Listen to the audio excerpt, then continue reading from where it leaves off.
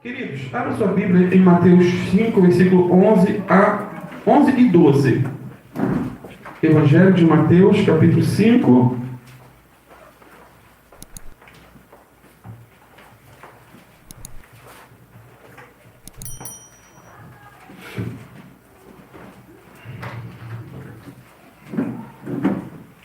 Evangelho de Mateus, capítulo 5, versículo 11 e 12. Palavras de nosso Senhor Jesus.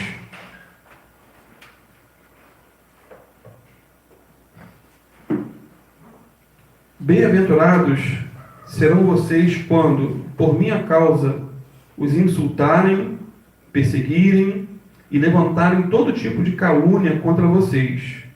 Alegrem-se e regozijem-se, porque grande é a recompensa de vocês nos céus, pois, da mesma forma, perseguiram os profetas que viveram antes de vocês.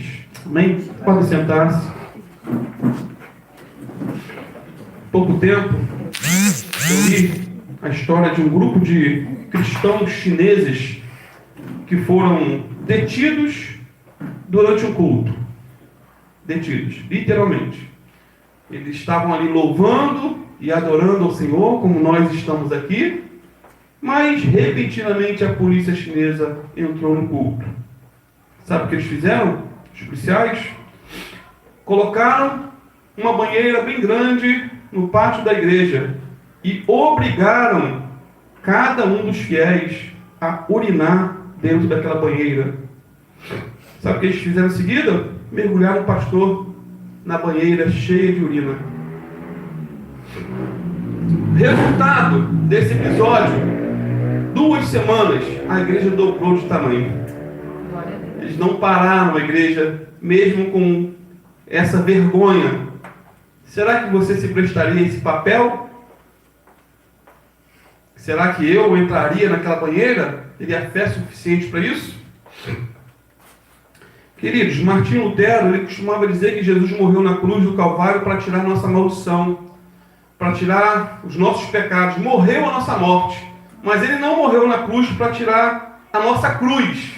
Não morreu ali para tirar nossos sofrimentos e muito menos para tirar as nossas perseguições, que são inevitáveis. Isso porque eu sempre enfatizo: a perseguição apenas revela o cristão, apenas revela os fiéis. A perseguição apenas destaca aqueles que são os verdadeiros santos e mostra também com cores vivas quem realmente serve a Deus, quem realmente está levando Deus a sério. Irmãos, quando somos fiéis a Deus, tenha isso em mente: o mundo vai virar as costas para você. Quando somos fiéis a Deus, levamos a Deus a sério, quando nós cremos realmente que a palavra de Deus é a verdade, o mundo vai virar as costas para nós. Quando decidimos andar em santidade, quando decidimos andar na presença de Deus, fugir de tudo aquilo que entristece ao Espírito Santo de Deus, tenha certeza, a calúnia virá, juntamente com o deboche, juntamente com o escárnio, e, como temos enfatizado, dependendo da gravidade e do local, a morte virá. Quando decidimos não compactuar com o erro na nossa vida pessoal, quando decidimos não compactuar com um roubo lá no trabalho, muitos se envolvem com isso, o patrão é rico, ele tem demais. Quando decidimos, não compactuar com a mentira, com a fofoca na vizinhança, seremos perseguidos. Seremos taxados de os santarrões, os bitolados, os bíblias, os aleluias e outros sinônimos mais. O pastor Evi Hill contou certa feita a história de uma mulher que o procurou dizendo: Pastor Hill, orem por mim. O diabo está furioso e tem me perseguido de maneira louca. E o pastor Hill respondeu o seguinte para a irmã: não, minha irmã, o diabo não está furioso com a irmã, e muito menos a tem perseguido. Isso porque você ainda não fez o suficiente para ele se importar com você. Esse é o tipo pastor João Batista, né? Na lata. Você não fez, você não está sendo... Talvez os problemas que está vivendo é problemas que você procurou. Ah, pastor, estou desesperado, com muita luta, muita dívida. Não foi Deus que fez a dívida, não, foi você. O diabo está furioso. Não é o diabo que está furioso. Amado, guarde isso. O crente verdadeiro sempre será uma pedra de tropeço para o ímpio. Sempre. Sabe por quê? Porque ele vai condenar o pecado do ímpio não falando, não pregando ou dando sermões, mas vivendo em santidade. Vivendo para Deus. E isso é como que vinagre nos olhos de um ímpio. Quando o cristão vive para o lar, quando ele é fiel à sua esposa ou ao seu marido, quando ele procura fugir de toda a aparência do mal, isso, para o ímpio, é algo desconfortável. Agora, quando somos mais do mesmo, quando não fazemos diferença, quando a nossa vida é como a do ímpio, queridos, não tem perseguição, na verdade, há somente aplausos. As trevas odeiam a luz. O príncipe das trevas sempre vai levantar pessoas para perseguir o crente verdadeiro. Sempre. Querendo você ou não. Você fala, pastor, já que é assim, então eu vou viver no pecado. Pelo menos não vou ter perseguição. É pior, você vai para o inferno. Apocalipse 2,10, Jesus disse àquela igreja de Esmirna, lembra? Não temas as coisas que estáis para sofrer, ou que vocês devem sofrer. Não tem como fugir. Escutai, o diabo lançará alguns de vós na prisão, para que sejais provados, e tereis uma tribulação de 10 dias. Ser fiel até a morte, e dar-te-ei a coroa da vida. Sempre foi assim. Em toda a história da igreja, os crentes nunca foram populares. Hoje em dia, são populares. Eu digo que, infelizmente, os crentes são populares no Brasil, Estados Unidos. Da Ibope é um status, hoje em dia, ser evangélico. Agora, seguir a Jesus de verdade, queridos, nunca foi algo popular. Os crentes nunca foram elogiados na história. Nunca foram aplaudidos. Eles nunca foram ovacionados. Nunca, nunca. Olha o que Paulo diz em 1 Coríntios 4, versículo 9 a 13. Pois anote para ler melhor. Porque me parece que Deus nos colocou a nós, os apóstolos, em último lugar, como condenados à morte.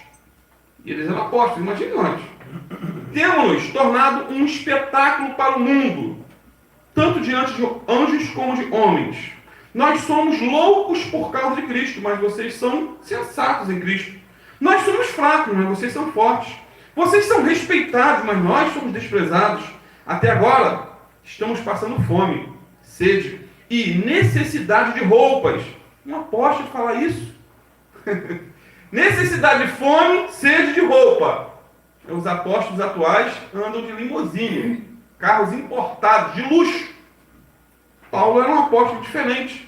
Até agora, estamos passando fome. Isso aqui não era por preguiça não, tá, queridos? Deus abençoou financeiramente sim, só que o contexto da época ali era difícil.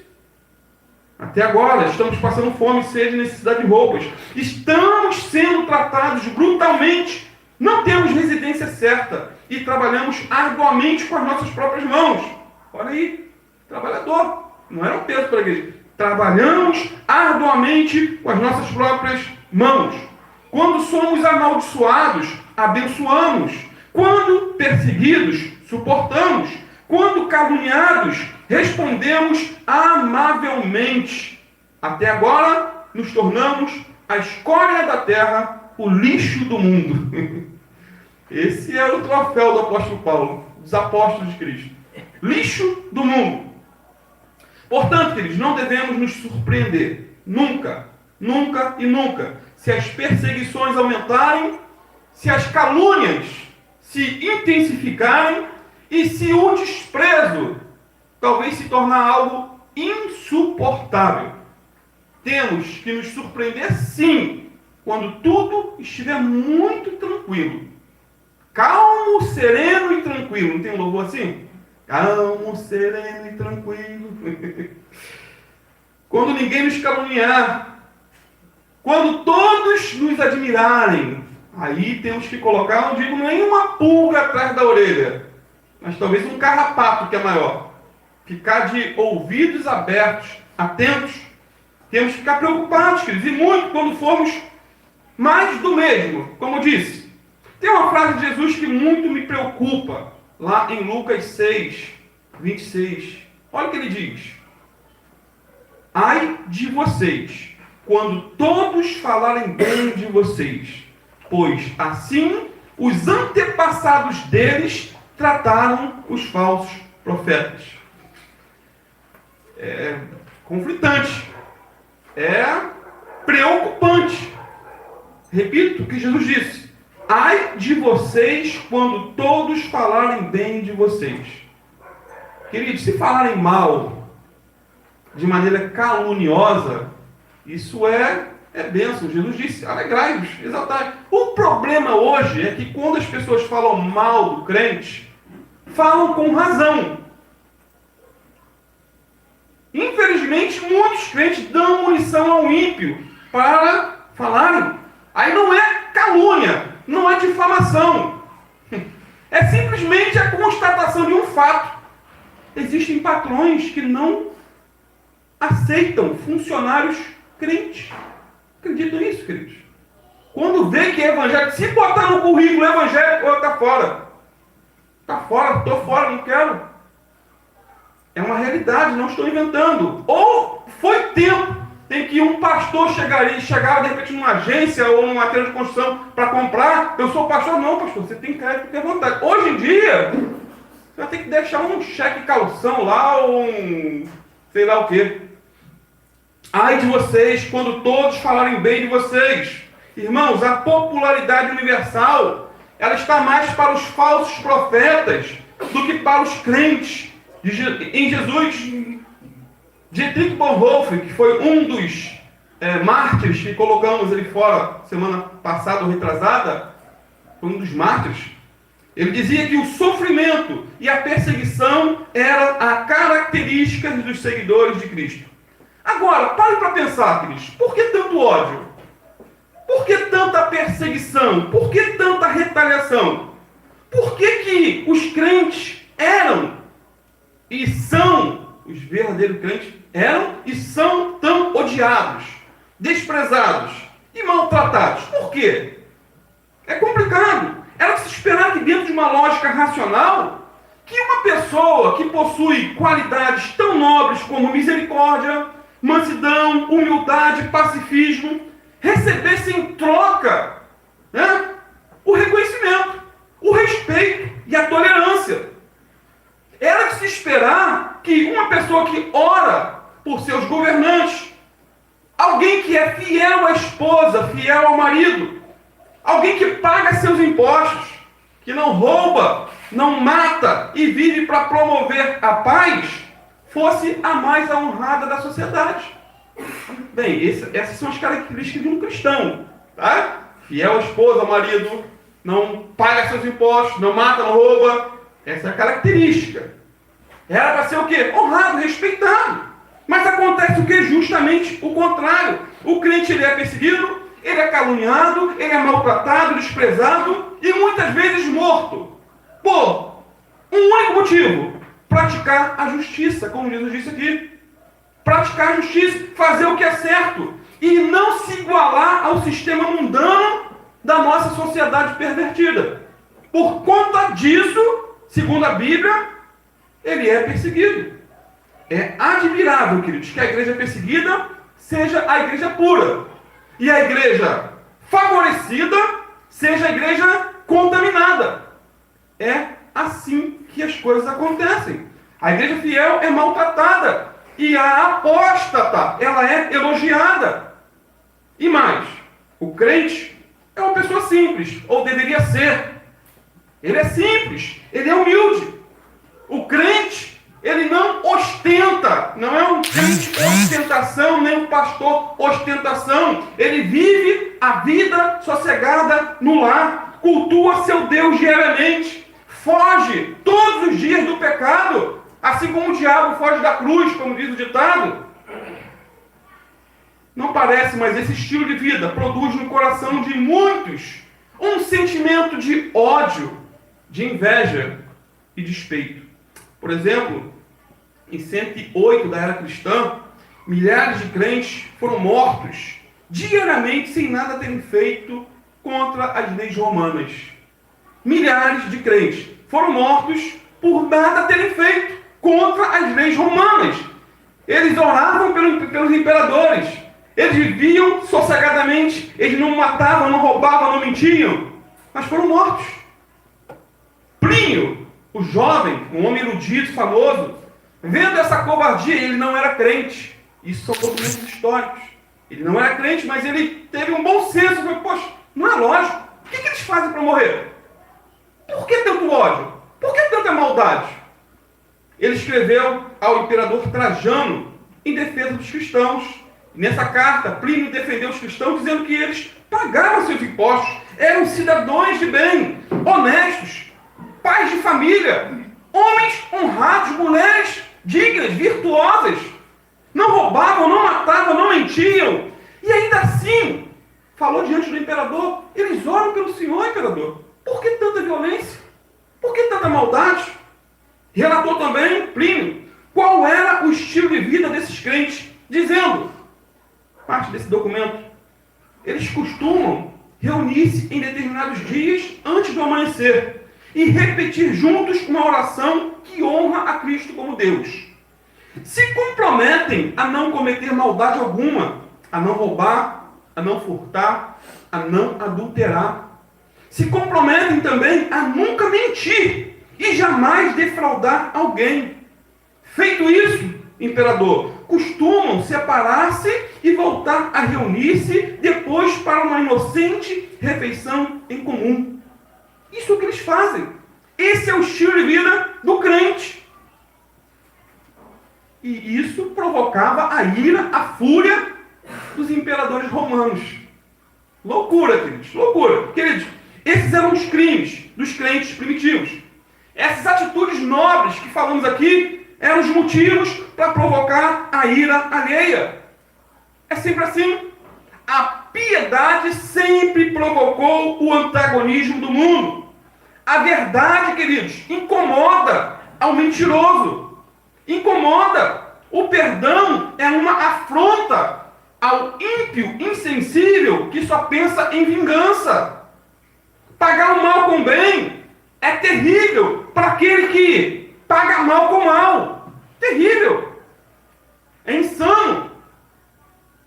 A fidelidade de um marido para com a sua esposa, ou da esposa para com o seu marido, é terrível para alguém que vive na prática do adultério, da prostituição, da pornografia ou da fornicação. É terrível.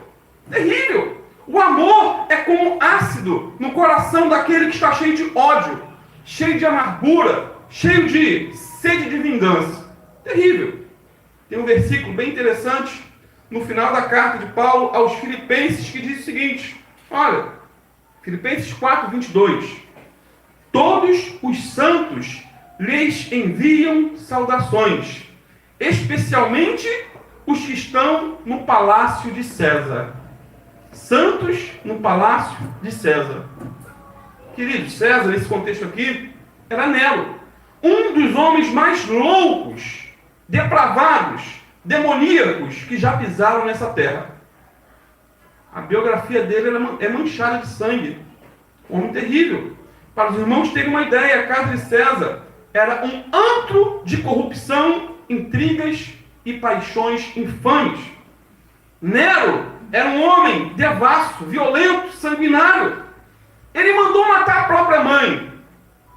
Isso faz parte da biografia dele. Mandou matar Pedro e Paulo. Foram mortos por ordem dele. Nesse desgoverno do imperador Nero, os crentes eram mortos das maneiras mais variáveis possíveis.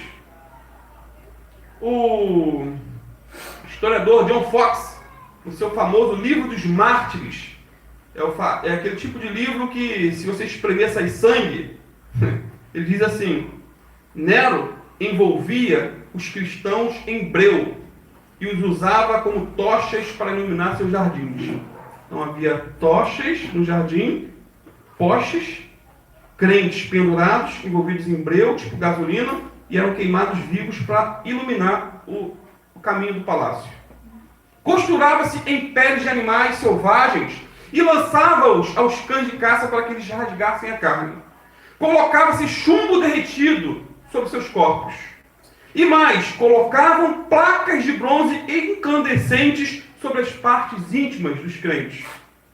Detalhes, queridos, os romanos, por ordem de Nero, arrancavam os olhos dos crentes ainda vivos. Eles cortavam partes do corpo que eram assadas na presença desse insano imperador. Eles ainda queimavam as mãos e os pés de nossos irmãos e depois jogavam água fria para prolongar a agonia e a dor. É nesse ambiente hostil que muitos serviçais do palácio foram servos de Jesus. Santos da casa de César, de Nero. É nesse deserto de virtudes que o Evangelho resgatou pessoas da lama do pecado, resgatou das profundezas do inferno. Pessoas que estavam lá dentro, na casa do imperador mais terrível da história, mas que foram crentes de verdade. É nesse canteiro de devassidão moral que pessoas foram libertas, foram transformadas e salvas pela graça de nosso Senhor Jesus Cristo. Amém.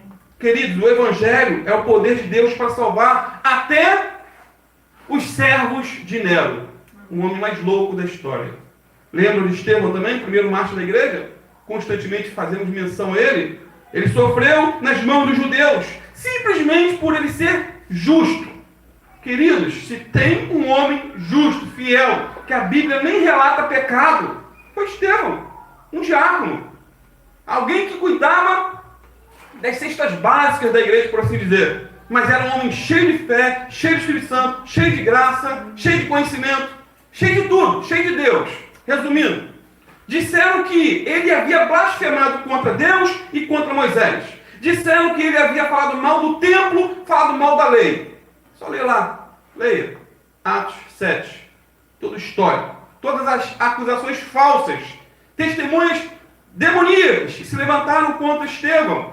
Tudo mentira. No entanto, Estevão se defendeu das suas acusações. Ele pregou um sermão extraordinário lá em Atos 7. E por fim foi apedrejado simplesmente por causa da sua genuína fé em Jesus. E antes de dar o último suspiro, a Bíblia diz que ele viu os céus abertos e o Filho do Homem em pé à direita de Deus.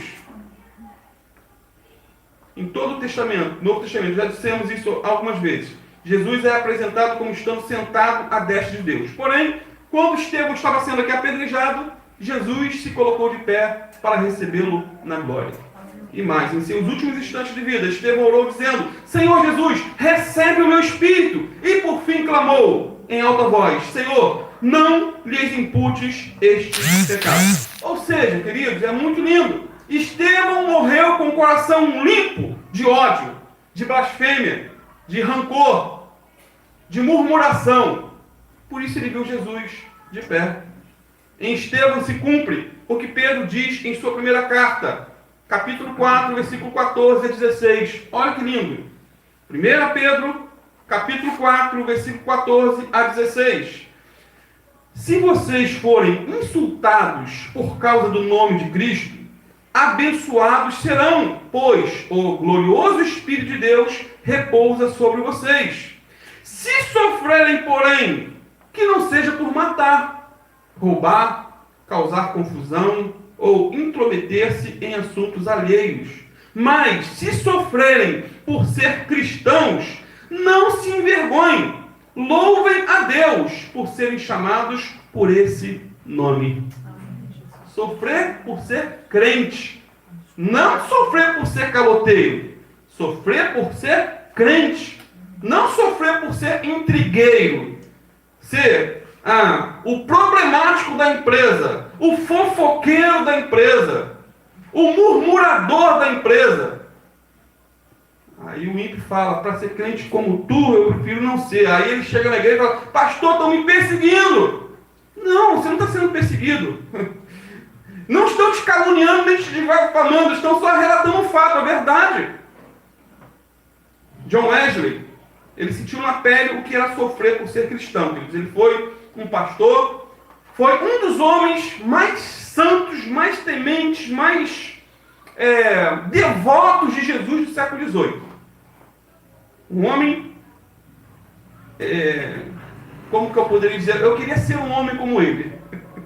Um homenzinho de 1,59 m que sacudiu toda a Inglaterra, pregou em vários lugares, 5 vezes por dia.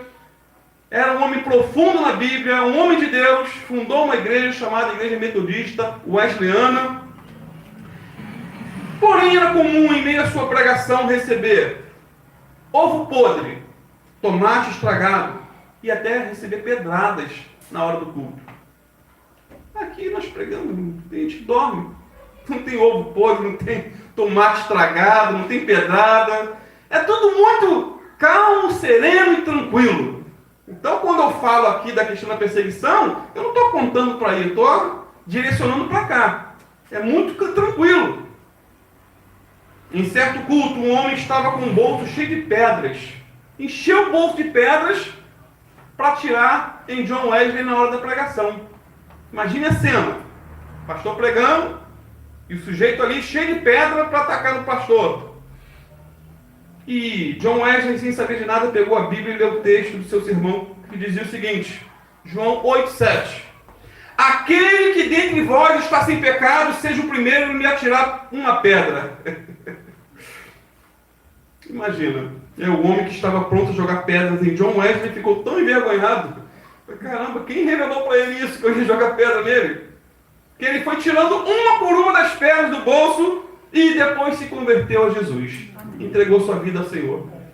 Em outro local, enquanto John Wesley pregava, alguém se levantou e começou a gritar o seguinte: você é um hipócrita, você é um demônio, você é um inimigo da igreja. Essa doutrina que você prega é heresia, é falsa. Não é doutrina de Deus, é doutrina do diabo, é maligna e merece toda a condenação. John Wesley, como sempre, não parou o culto por causa disso, continuou pregando, continuou ensinando, com muito amor, paciência e compaixão. E mesmo diante de tantas perseguições, tantos apedrejamentos, ele não foi um mártir da igreja. Não foi. Sofreu perseguição, mas não foi um mártir. Mas ele foi pregando o evangelho até o último dia da sua vida. Aí eu pergunto, quem somos nós na hora da prova? Será que demonstramos nossa fé genuína em Cristo? Como John Wesley e tantos outros? Ou revelamos a nossa hipocrisia? E eu repito, a perseguição apenas revela ao cristão. Apenas revela como reagimos às perseguições no trabalho, na escola, na igreja ou até em casa, como essas duas irmãs contaram aqui no vídeo, né? O pai não é crente. Oramos ou amaldiçoamos os perseguidores? Pagamos o mal com o bem ou o mal com o mal? Oramos pedindo a Deus misericórdia e perdão para os nossos perseguidores, como Estevão? Ou colocamos os nossos perseguidores, aqueles que falam mal de nós, nas mãos de Deus, como um sinal de juízo? Como assim? Senhor, mata logo esse desgraçado. Está falando mal de mim. E mais, queridos, as provações refinam a fé dos crentes e distinguem os verdadeiros santos dos hipócritas, porque somente uma fé genuína, repito, somente uma fé genuína não é destruída pelas tribulações. O ouro só é purificado quando exposto às altas temperaturas.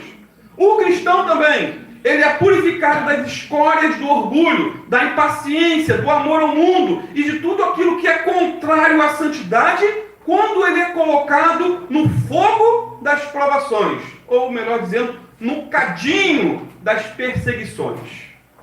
Até porque, queridos, sofrer por amor a Cristo é fazer parte de uma sucessão de homens excepcionais. Repito, sofrer por amor a Cristo é fazer parte de uma sucessão de homens excepcionais. É o que Jesus diz no versículo 12. Mais uma vez, leiam. Assim perseguiram aos profetas que foram antes de vós. Na nova versão transformadora diz assim, ó, e lembrem-se de que os antigos profetas foram perseguidos da mesma forma. Queridos, José, lembra? Foi perseguido por seus irmãos. Ele foi jogado numa cisterna no deserto e depois vendido para o Egito. Mas Deus o fez primeiro-ministro daquela grande nação. Houve perseguição e depois houve glória. E mesmo que ele fosse morto no Egito, ele não deixaria de ser um bem-aventurado, pois a perseguição foi motivada por sua justiça. Não vemos José dando motivos. Não. Ele era íntegro. Homem de Deus. E os irmãos se levantaram contra ele. A mulher de Potifar, aquela Potifera, endemoniada, se levantou contra ele, caluniou ele. Ele fugiu do pecado, mas veja assim, pagou por algo que ele não fez.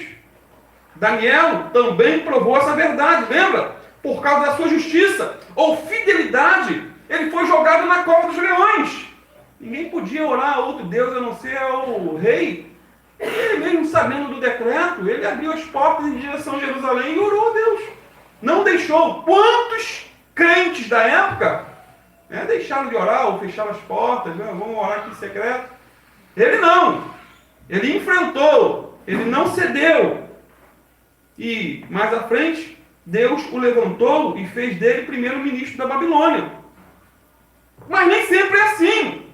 Nem sempre as coisas terminam assim, com um final feliz, aparentemente, dentro da ótica humana. José foi promovido a segundo, depois do faraó. Daniel foi ministro na Babilônia. Né? Mas, pela fé, alguns são livres, outros são presos. Alguns são libertos da prisão, como Pedro, outros morrem, como Tiago, ao fim da espada. É assim que as coisas acontecem. Hebreus 11:34, por exemplo, diz que pela fé, alguns escaparam do fio da espada.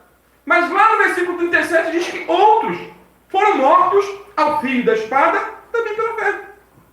Uns morrem, outros vivem. Chegou o tempo. E o que falar de Jeremias? Lembra Jeremias? Que homem sofredor. Foi lançado numa masmorra coberto de lodo. Foi caluniado, perseguido, maltratado. Mas ele era um bem-aventurado, porque passou tudo isso por causa da justiça. Por ser fiel a Deus. Por ser um profeta do Senhor. Não tinha medo de denunciar o pecado. Então, queridos, quando sofremos de alguma maneira por causa da justiça, por causa da nossa fé em Cristo, estamos com isso pisando no mesmo caminho que pisaram os santos do passado. E é o exemplo desses santos do passado que tem estimulado e tem sido de modelo para os mártires do futuro. João Batista, lembra? Foi degolado por denunciar os pecados de um casal que vivia no adultério, Herodes e Herodias. Não te é lícito possuir a mulher do teu irmão, esquecia ele, na cara do rei. Perdeu a cabeça.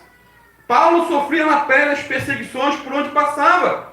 Antes da conversão, lembra? Ele era um serial killer de crentes, matador de crentes. Ele consentiu na morte de Estevão, o primeiro mártir. Ele foi a Damasco com autorização para prender todos os crentes daquela cidade. Paulo, um sanguinário, um perseguidor, um assassino de crentes. Ao mesmo tempo, Paulo era um religioso, um devoto radical do judaísmo. Mas quando teve um encontro com o Senhor, lá na estrada de Damasco, a Bíblia diz que a sua vida foi transformada. Ele viu uma grande luz, ouviu uma voz, e teve a sua vida transformada. Ele foi salvo, justificado, santificado. Agora, ele se tornou o quê? Um embaixador da paz, um pregador da justiça, um arauto de Deus. Era de se esperar, né? Um ministério sem conflito, uma vida pacífica, tudo dando certo, sem perseguição, sem tribulação. Mas, na sua segunda carta a Timóteo 3, versículo 11 e 12, ele disse: as minhas perseguições e os meus sofrimentos, quais me aconteceram em Antioquia, Icônio e Listra, que variedade de perseguições tenho suportado? De todas, entretanto, me livrou o Senhor. todos quantos quiserem viver piedosamente em Cristo serão perseguidos. Ele está falando de si mesmo, ele vivia de maneira piedosa. Ele tinha consciência disso e era perseguido. Queridos, por onde Paulo passou, encontrou sofrimento, perseguição e açoites. Apesar de todas as lutas e perseguições, ele dizia, 2 Coríntios 4, 16 a 18, por isso, não desfalecemos. Ainda que o nosso homem exterior se corrompa, o interior, contudo, se renova dia em dia. Pois a nossa leve e momentânea tribulação produz para nós eterno peso de glória acima de toda comparação. Leve e momentânea tribulação é o que nós temos. Não o que ele tinha. Mas para ele ainda era leve e momentânea, queridos. Ele padeceu como poucos. Foi apedrejado, foi caluniado, foi maltratado, foi açoitado. E ele diz, nossa leve e momentânea tribulação produz para nós eterno peso de glória acima de toda comparação. Portanto, nós não atentamos nas coisas que se veem, pois as que se veem são temporais, e as que não se veem são eternas.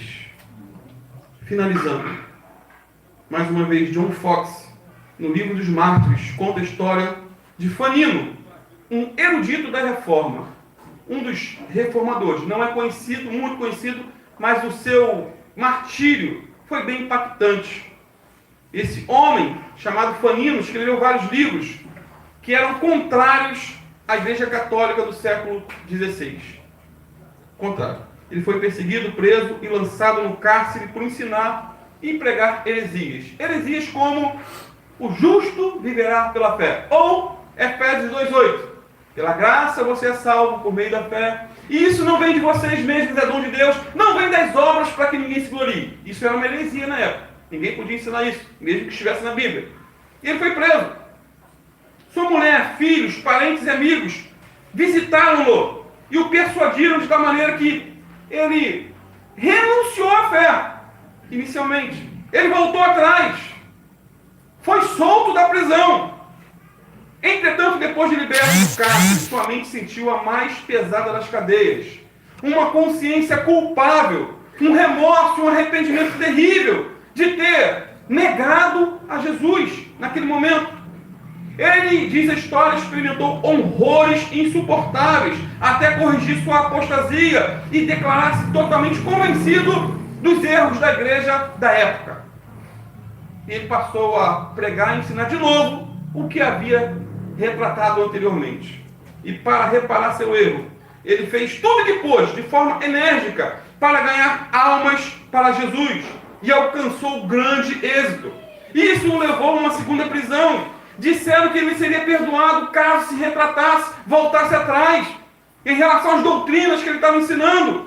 Ele recusou essa proposta com desdém e disse que aborrecia a vida sob tais condições. Ao perguntarem por que se mantinha firme em suas opiniões, mesmo ciente que isso deixaria na miséria a sua mulher e seus filhos, Fanino respondeu dizendo, não vou deixá-los na miséria, encomendei-os aos cuidados de um excelente administrador.